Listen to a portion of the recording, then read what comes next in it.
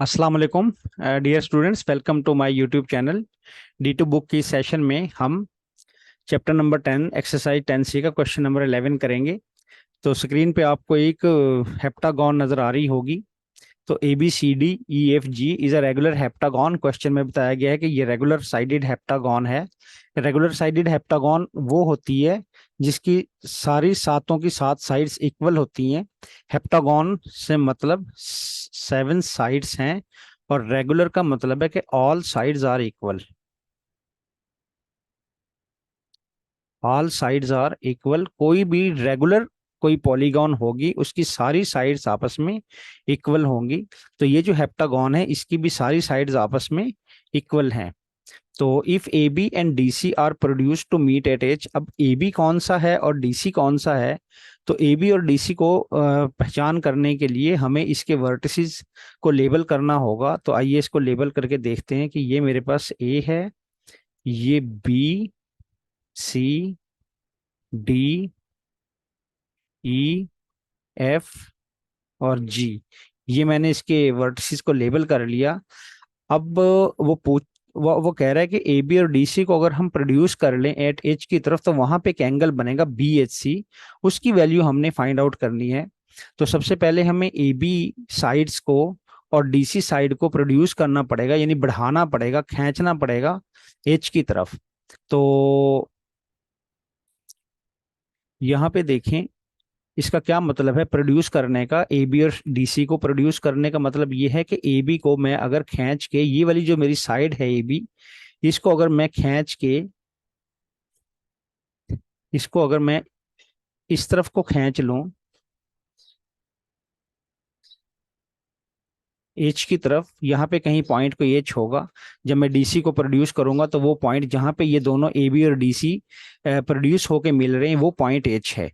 तो अगर मैं इसको भी प्रोड्यूस कर लूं, उसने बोला है कि ए बी और डीसी को आपने प्रोड्यूस करना है, तो देखें जहां पे ये दोनों मिल रही हैं उस पॉइंट को, यहाँ पे ये दोनों मिल रही हैं, ये यहाँ पे एक एंगल बन रहा है, और यही एंगल जो है वो बी एच सी एंगल है, क्योंकि ये ए बी और डीसी को मैंने एच एच तक प्रोड्यूस कर दिया। तो ये मेरे पास एच है यहाँ पे,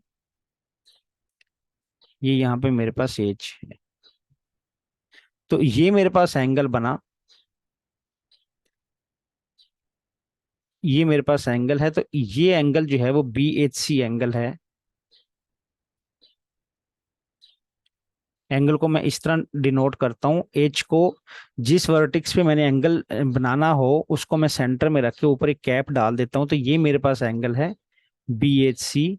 तो ये मैंने फाइंड आउट करना है, ये मेरा क्वेश्चन है। तो इसको फाइंड आउट करने के लिए देखें, मेरे पास इन एंगल्स की वैल्यू होनी चाहिए, इन दो एंगल्स की वैल्यू होनी चाहिए, तभी मैं इस तीसरे एंगल की, इस ट्राइंगल में बी एच सी में, तभी इस तीसरे एंगल बी एच सी की वैल्यू फाइंड आउट कर सकता हूँ। देखें यहाँ पे ये जो ट्राइंगल बन रही है मेरे पास, ये ट्राइंगल, इस ट्राइंगल में अगर मेरे पास ये दोनों एंगल हुए, ये एंगल और ये एंगल, तब मैं क्या करूंगा, इस तीसरे एंगल की वैल्यू आसानी से फाइंड आउट कर सकता हूं। और ये जो दो एंगल्स हैं, ये वाला एंगल और ये वाला एंगल, ये इस पॉलीगॉन के एक्सटीरियर एंगल्स हैं। कैसे? देखें, ये वाला जो एंगल है इस पॉलीगॉन के, इस डीसी को अगर मैं इस तरफ को प्रोड्यूस कर लूं, तो ये वाला जो एंगल है पॉलीगॉन का एक्सटीरियर एंगल है। तो इसी तरह ये वाला एंगल भी इस पॉलीगॉन का एक्सटीरियर एंगल है, क्योंकि अगर मैं इसको प्रोड्यूस कर लूं ए बी को एच की तरफ, तो ये वाला जो एंगल बनेगा वो एक्सटीरियर एंगल होगा। तो मैं यहाँ कुछ एक्सटीरियर एंगल आपको ड्रॉ करके दिखाता हूँ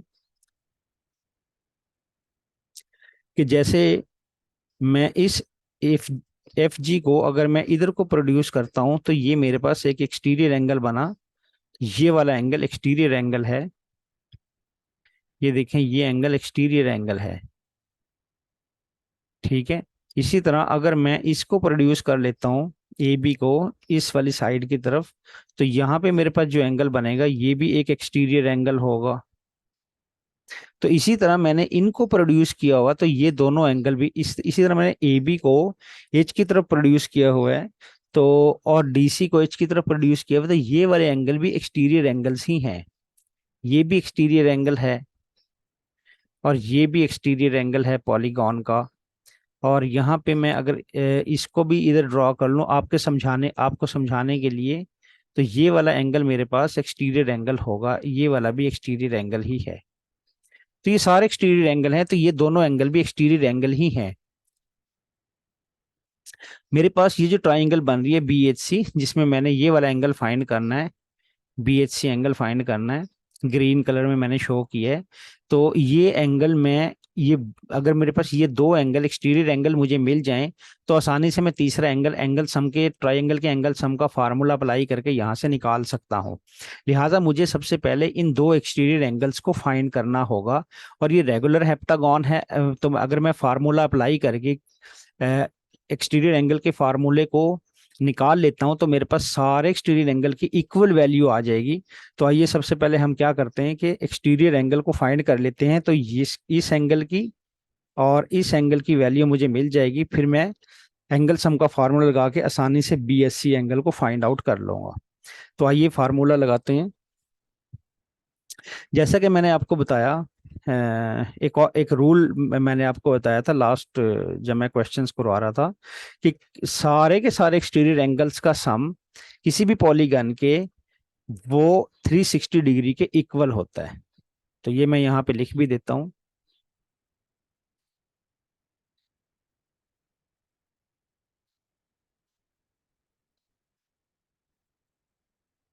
सम ऑफ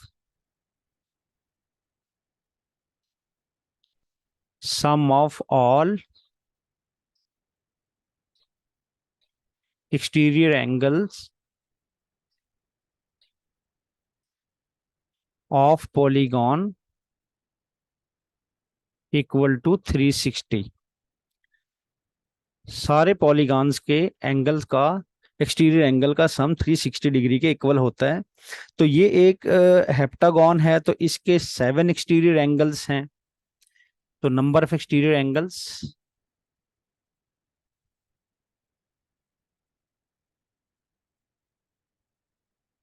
इसके 7 एक्सटीरियर एंगल्स हैं। तो अगर मैं 360 डिग्री को 7 पे डिवाइड कर दूं, तो मेरे पास एक एक्सटीरियर एंगल की वैल्यू निकल आएगी।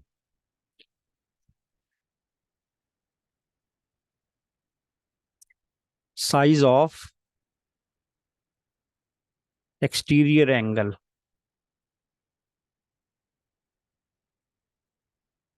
360 टोटल एंगल का सम है, और 7 साइडेड हेप्टागन में इसके 7 एक्सटीरियर एंगल्स हैं, तो इसलिए मैं 7 पे डिवाइड कर रहा हूँ। तो अगर एक्सटीरियर एंगल के का सम 360 है और उसके 7 एंगल्स हैं, तो 360 को 7 से अगर मैं डिवाइड कर दूं, तो एक एंगल का साइज मेरे पास निकल आएगा, जो कि 51.43 है। अब देखिए मेरे पास ये एंगल जो है, ये 51.43 निकल आया, तो मैं यहाँ पे 51.43 लिख देता हूँ, और यहाँ पे भी 51.43। तो ये एंगल मेरे पास, ये रेड में मैं लिख दूंगा 51.43।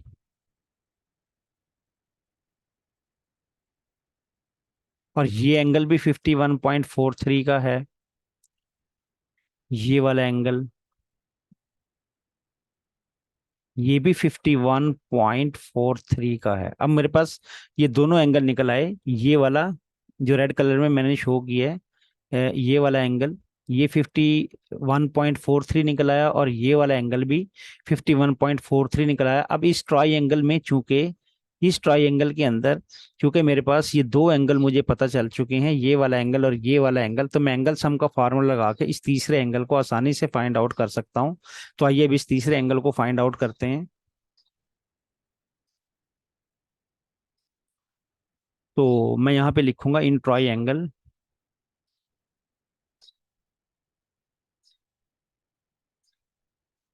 इन ट्राई एंगल BHC। BHC कौन सी ट्राइंगल है आपकी?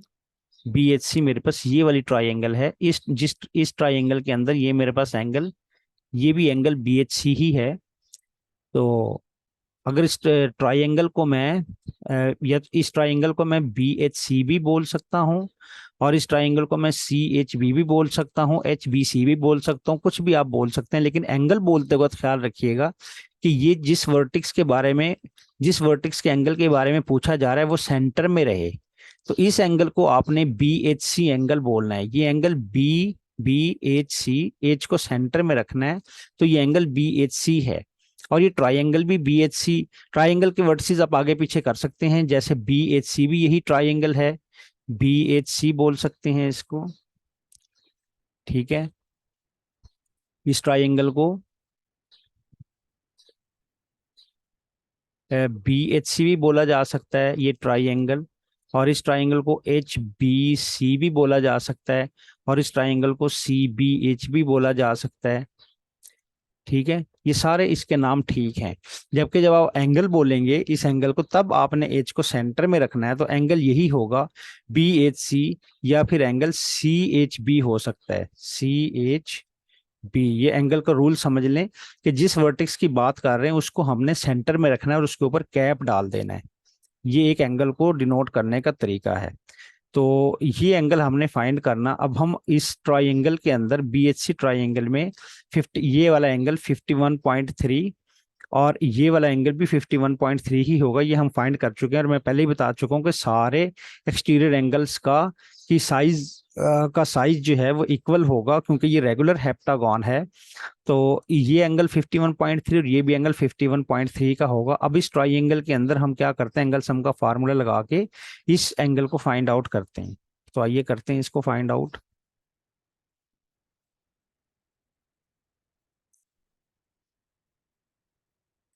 तो in triangle B H C, ये जो मेरे पास एंगल है 51.43, ये वाला एंगल,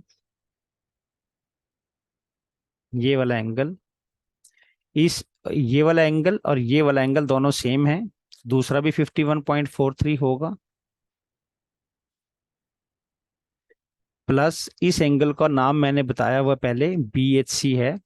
तो इसको हम बी एच सी, और एंगल है चूंकि, इसलिए चूंकि एच वर्टिक्स के ऊपर है, इसलिए एच के ऊपर, एच को हमने सेंटर में भी रखा है और उसके ऊपर कैप भी डाला हुआ है। ये एंगल को डिनोट करने का एक तरीका है। तो ये एंगल सम किसी भी ट्राइंगल का वो 180 डिग्री के इक्वल होता है। तो अब हम इन दोनों को ऐड कर लेंगे, 51.43 और 51.43 को, तो मेरे पास 102.86 आ जाएगा। और प्लस बी एच सी तो मैंने फाइंड करना है, बी एच सी मैंने फाइंड करना है, इक्वल टू 180। तो अब मैं 102.86 को इधर लाके सब्ट्रैक्ट कर दूंगा, क्योंकि वो इधर बीएससी में ऐड हो रहा है, तो इधर आके सब्ट्रैक्ट हो जाएगा 102.86। तो अगर मैं सब्ट्रैक्ट करता हूँ तो मेरे पास आंसर आ जाता है 77.1। इसको क्वेश्चन में कहा गया कि 1 डेसिमल प्लेस तक, क्वेश्चन में तो नहीं कहा गया, 1 डेसिमल प्लेस तक हम इसको रखेंगे, बी एच सी। तो ये मेरे पास 77.1 इस एंगल की वैल्यू निकल आई। ये मेरे पास एंगल ग्रीन कलर में जो एंगल है मेरे पास, ये 77.1 का है, ये वाला एंगल। तो इस तरह मैंने इस एंगल को फाइंड आउट कर लिया। तो स्टूडेंट्स, आई होप कि आपको समझ आई होगी। तो अगर आपको समझ आ गई हो तो वीडियो को लाइक और शेयर जरूर कीजिएगा, और चैनल को अगर आप सब्सक्राइब नहीं किया तो चैनल को सब्सक्राइब कर दें, और मजीद दोस्तों से भी सब्सक्राइब करवा सकते हैं। तो मिलते हैं अगली वीडियो में क्वेश्चन नंबर 12 के साथ। तब तक के लिए अल्लाह हाफिज़।